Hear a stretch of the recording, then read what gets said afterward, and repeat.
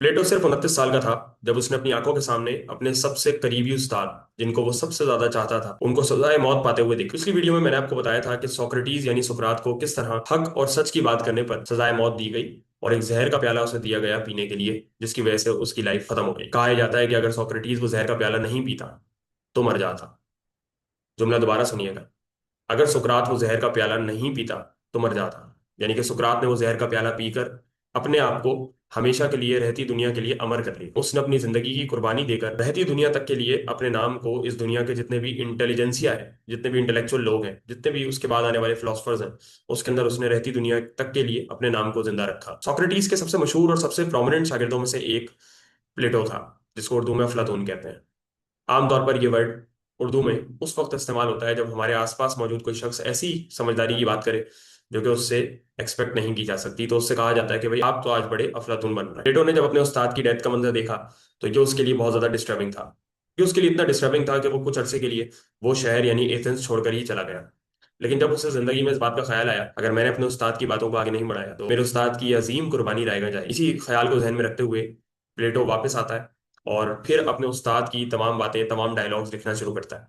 मैंने आपको सोक्रेटिस वाली वीडियो में बात बताई थी कि सोक्रेटिस ने अपनी जिंदगी में एक किताब भी नहीं लिखी, उसने कुछ भी नहीं लिखा। आज जो हम जो भी कुछ जानते हैं सोक्रेटिस के बारे में, वो प्लेटो के तवज्जुह से जानते हैं, यानी प्लेटो के की वजह से जानते हैं।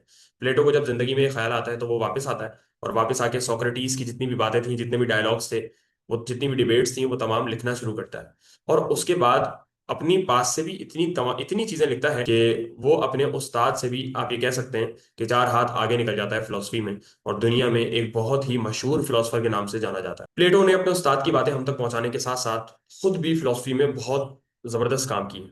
उसने समाज पे लिखा, समाज में मौजूद मुख्तलिफ बुराइयों पे लिखा, एजुकेशन पे लिखा, नॉलेज पे लिखा, उसने बॉडी पे लिखा, सोल पे लिखा, मेटाफिजिक्स पे लिखा। उसने फिलोसफी में बहुत जबरदस्त काम किए। लेकिन आज की इस वीडियो में हम प्लेटो के डुअलिज्म के ऊपर बात करेंगे, जो कि उसकी फिलोसफी में एक बहुत ही इंपॉर्टेंट कॉन्सेप्ट। प्लेटो के डुअलिज्म को समझने के लिए सबसे पहले आपको जहन में रिकॉल करना होगा प्लेटो की एलिगोरी ऑफ द केव को। अगर आपके जहन में एलिगोरी ऑफ द केव नहीं है तो मैं आपको याद दिलाता हूँ, कुछ अर्से पहले मैंने इसके ऊपर एक वीडियो बनाई थी कि तसव्वुर करें कि कुछ लोग हैं जो कि एक गार में कैद, गार समझ लें या तहखाना समझ लें, कोई अंडरग्राउंड बंकर समझ लें। आजकल अंडरग्राउंड बंकर्स बहुत ज्यादा मशहूर हो रहे हैं, तो समझ लें कि कोई कुछ लोग हैं जो कि किसी गार में कैद हैं और हमेशा से कैद हैं।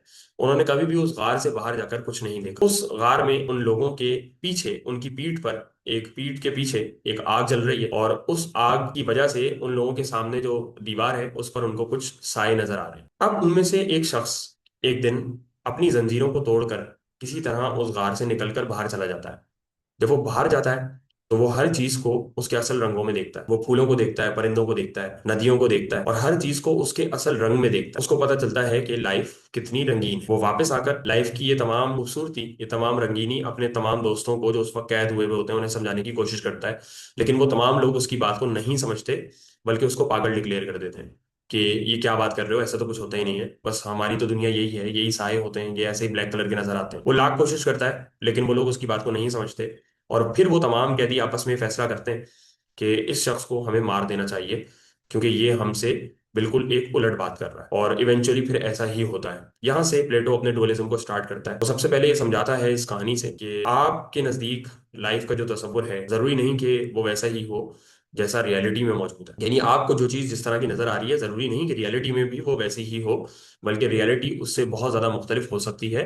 और प्लेटो ये कहता है कि होती है, रियलिटी हमेशा हमारी ऑब्जर्वेशन से मुख्तलिफ ही होती है। प्लेटो इस कहानी से बहुत सारे रिजल्ट्स निकालता है, लेकिन आज की वीडियो में हम उसके सिर्फ डुअलिज्म पे बात करें। तसव्वुर करें कि एक पेन है, और जैसे ही मैंने पेन का वर्ड कहा आपके जहन में पेन की शक्ल बन गई होगी।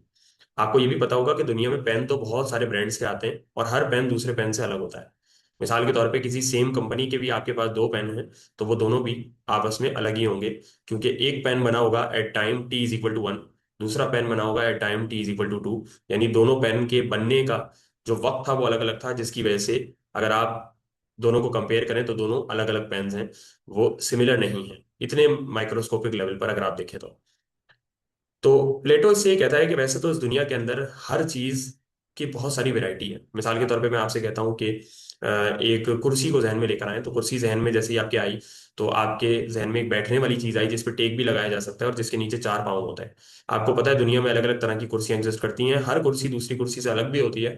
लेकिन जब मैं कुर्सी कह रहा हूं तो आपके जहन में एक डिजाइन आ, प्लेटो कहता है कि इस रियल लाइफ की जितनी भी चीजें हैं ना, ये सब एक तो ये हमारे जहन में मौजूद है, इन सब की जो असल पिक्चर है, जो असल इनका जो ब्लू प्रिंट है, वो हमारे जहन में मौजूद है। और वो हमारे जहन में इन सबको देख कर नहीं आया, बल्कि इन सबको देखे बिना भी हमारे जहन में मौजूद था। प्लेटो कहता है कि ये तमाम चीजें जो हमारे जहन में मौजूद है ना, ये हमारे जहन में आई हैं एक आइडियल वर्ल्ड से। और वो आइडियल वर्ल्ड एक ऐसी जगह है जहां पर हमारी पैदाइश से पहले हमारी सोल रहा करती थी। प्लेटो ये कहता है कि देखो, ये जो तुम्हारी एग्जिस्टेंस है ना, ये जो तुम्हारा एक वजूद है, ये दो पार्ट्स में डिवाइडेड है।